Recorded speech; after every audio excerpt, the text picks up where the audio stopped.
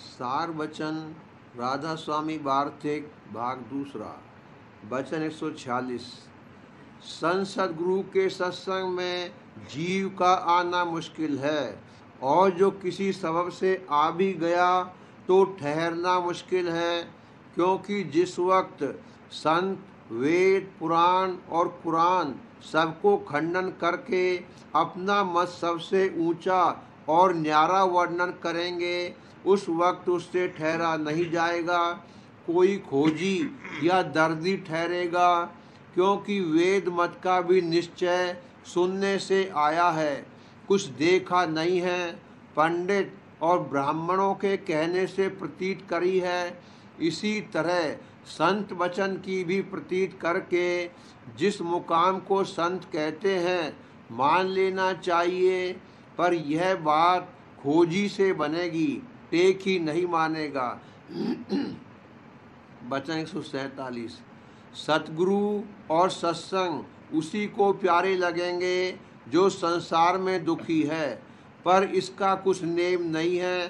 कोई संसार में दुखी भी है, पर सत्संग की बिल्कुल चाह नहीं है।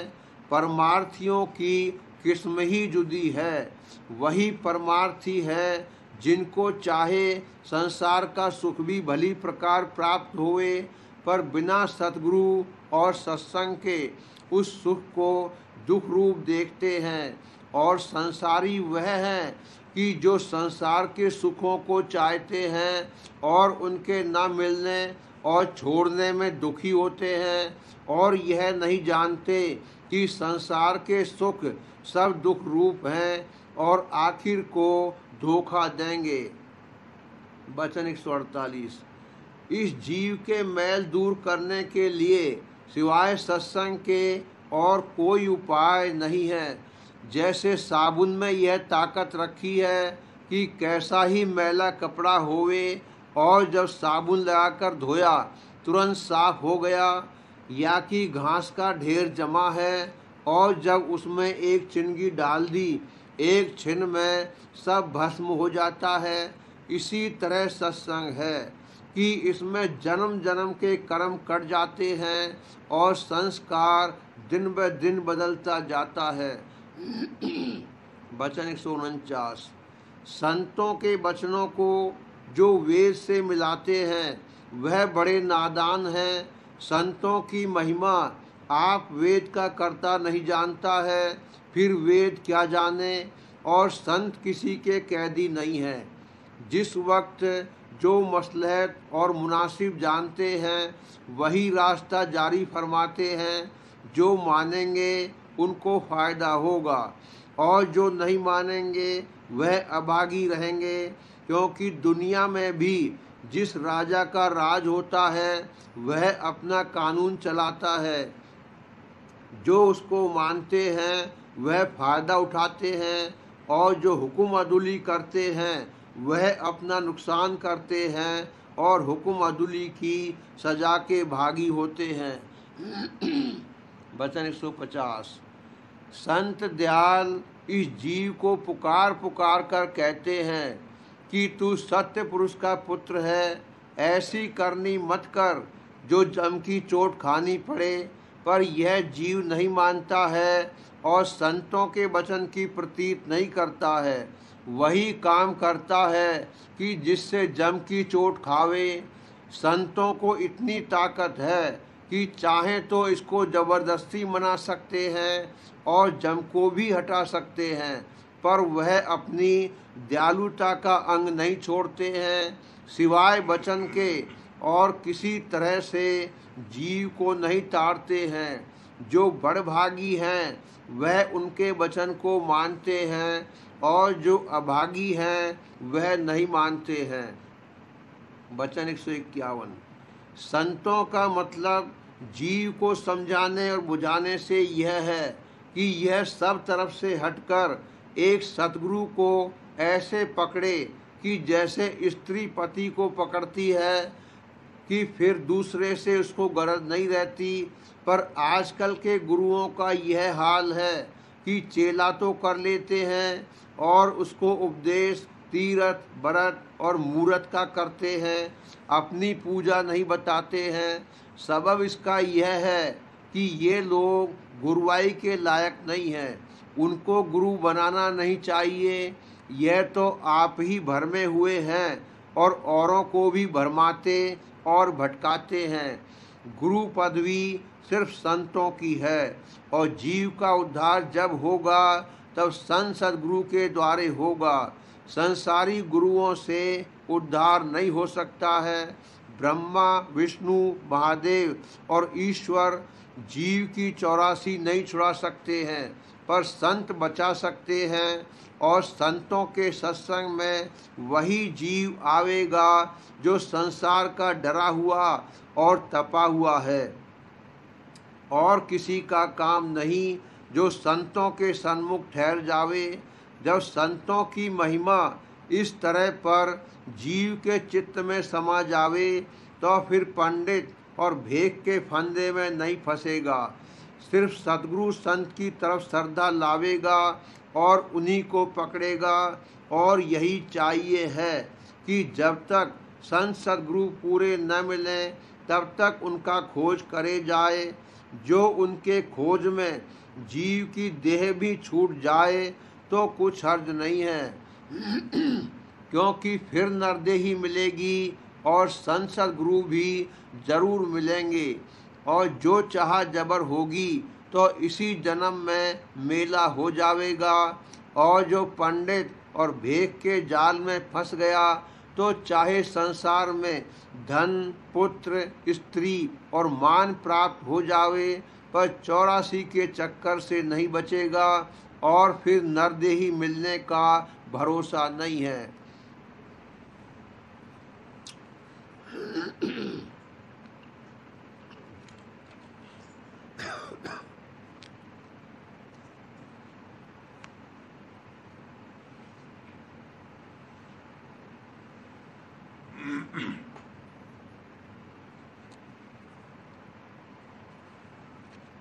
प्रेमपत्र राधा स्वामी, पहला भाग, वचन 42वां। करनी और शरण का वर्णन। जो जीव की सत्संग में आए हैं, यानी जिन्होंने की राधा स्वामी मत को कबूल किया है, उनकी दो किस्में हैं। एक करनी वाले, यानी वे कि जिनके मन में शौक दर्शन राधा स्वामी दयाल के चरण का तेज है और जीते जी अंतर में शब्द और स्वरूप का रस और आनंद लेना चाहते हैं। ऐसे जीव जो कुछ अभ्यास यानी सुमिरन, ध्यान और भजन उनको बताया जावे, उसको नेम से होशियारी और दुरुस्ती के साथ रोजमर्रा 2, 3 या 4 बार करते हैं और अपने मन और इंद्रियों की रोक और संभाल की अभ्यास के वक्त तरंगों और भोगों के किसी ख्याल में न भर में करते रहते हैं और दुनिया और उसके कारोबार और भोग विलास में जरूरत के मुआफिक और जहाँ तक बन सके मुनासिब तौर पर बर्ताव रखते हैं और धन और पुत्र और नामवरी और तन और मन को सुख और आराम देने की फिजूल चाहे कम उठाते हैं और जहाँ तक मुमकिन होए सद्गुरु राधा स्वामी दयाल के वचनों के मुआफिक अंतर और बाहर कार्रवाई करते हैं। दूसरे शरण वाले, यानी वे जीव जो कि सद्गुरु राधा स्वामी दयाल के चरण और उनके सत्संग में प्रीत और प्रतीत रखते हैं और राधा स्वामी मत के कायदे और उसके अभ्यास को अपनी समझ के मुआफिक निर्णय करके जिस कदर मामूली तौर पर बन सकता है अभ्यास भी करते हैं और राधा स्वामी दयाल को सर्वसमर्थ और दयाल और दाता जानकर उनके चरणों की शरण अपनी प्रीत और प्रतीत के दर्जे के मुआफिक लेकर उनकी दया से अपना उद्धार और काल और कर्म और माया के घेर से निर्वार दर्जे बदर्जे जैसे उनकी मौज हो वे चाहते हैं, और उनकी दया के भरे हुए वचनों का सहारा और भरोसा रखकर अपने मन में निश्चिंत रहते हैं, और इस बात का यकीन रखते हैं कि जो राधा स्वामी दयाल और उनके सत्संग की शरण आया, उसका उद्धार वे अपनी दया से आहिस्ता आहिस्ता जरूर फरमावेंगे। इन जीवों के मन में ज़्यादा घबराहट और तड़प वास्ते अंतरी दर्शन या विशेष रस और आनंद भजन और ध्यान के नहीं है, और इस सबब से ज़्यादा कोशिश और मेहनत अभ्यास में नहीं करते। पहली किस्म के जीवों यानी करने वालों की हालत हमेशा बदलती रहती है, यानी वे दिन दिन अभ्यास की तरक्की करते रहते हैं, और इसमें कभी उनका मन अंतर में रस और आनंद पाकर खिलता है यानी मगन होता है, और कभी जब कुछ रस कम मिलता है तो भिज जाता है यानी उदास रहता है, और जो कि वे निरख परख अपने मन और इंद्रियों की चाल और राधा स्वामी दयाल की दया की हमेशा करते रहते हैं, इस सबब से भी कभी उनका मोह थोड़ा बहुत सुखी और कभी दुखी होता रहता है, और चिंता और फिकर यानी खटक अपने जीव के कल्याण की हमेशा थोड़ी बहुत उनको लगी रहती है। पर दूसरी किस्म के जीव यानी शरण वाले अपने उद्धार का फिक्र और बोझ राधा स्वामी दयाल के चरणों में डालकर और उनकी दया का आसरा और भरोसा लेकर थोड़ा बहुत सदा निश्चिंत रहते हैं। उनके मन में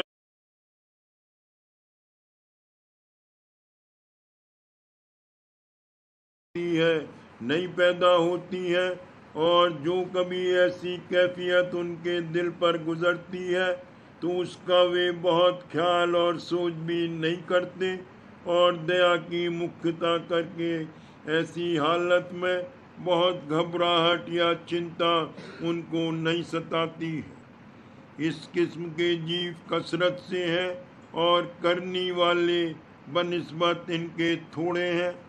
शरण वाले जीव अपने मन और इंद्रियों की रोक टोक भी बहुत नहीं करते, और दुनिया और उसके कारोबार और भोग विलास के बर्ताव में सिर्फ मामूली तौर पर एहतियात करते हैं, पर अपनी प्रीत और प्रतीत को राधा स्वामी दयाल के चरणों में और भी उनके सत्संग में जिस कदर बने बढ़ाते रहते हैं, और राधा स्वामी दयाल की दया का हाल सुनकर और थोड़ी बहुत अपने अंतर और बाहर की कार्रवाई में उसकी परख करके शरण को मजबूत और पक्का करते रहते हैं। हुजूर राधा स्वामी दयाल को सब जीवों की संभाल हर तरह से मंजूर है।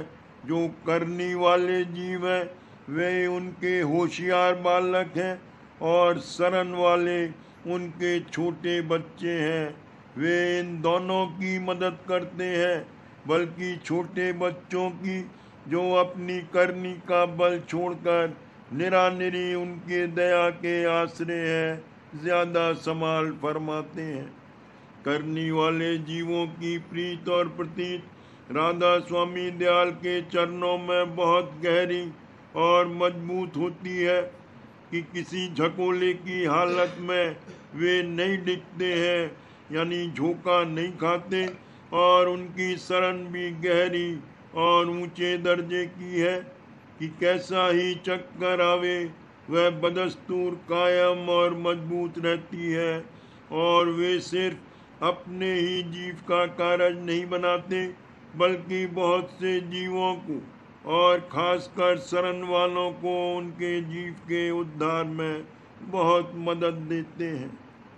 जब कोई भारी चक्कर या झकोला आवे तो शरण वाले जीव अपनी कमजोरी के सबब से झोंका खा जाते हैं, पर राधा स्वामी दयाल अपनी मेहर से ऐसी हालत में उनको चाहे सीधे और चाहे करनी वालों की मार्फत मदद देकर उनकी रक्षा और संभाल करते हैं, और दुनिया के भोग विलास के फंदों से भी उनको आहिस्ता आहिस्ता बचाकर निर्मल करते जाते हैं, और हर झकोले के पीछे उनकी प्रीत और प्रतीत और शरण को ज्यादा मजबूती देते जाते हैं।